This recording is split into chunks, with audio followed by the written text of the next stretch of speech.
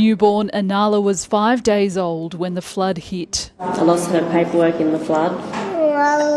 Harry Kelly, his niece Christy Riley and her children are just some of the more than 1,200 people in temporary emergency accommodation in the Northern Rivers. Just community spirit really too. Just keeping us all going. Volunteers are holding evacuation centres together. Everyone's doing their own little thing, keeping everything running smoothly. It's just amazing. But the Premier, Dominic Perrottet, says some reprieve is on the way, with 4 months rent support for those hit hardest. That will provide for payments for single-person households of $6,000 and for larger families over $18,000.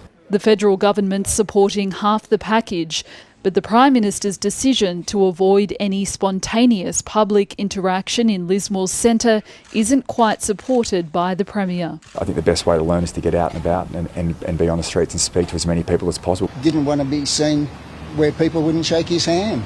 And many in Tweed, Byron and Ballina Shires aren't happy about being excluded from getting 2 extra Commonwealth disaster payments. It's very clear in those other areas that the disaster is just as bad. There's also other surrounding areas that need just as much help, lost just as much.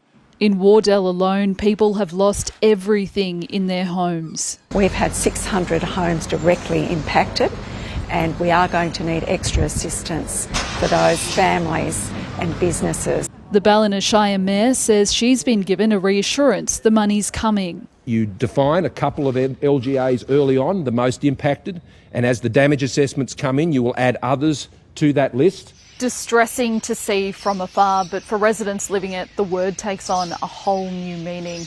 As the rent relief deals with the short-term impact of this natural disaster, the community's resolve is what will pull it through.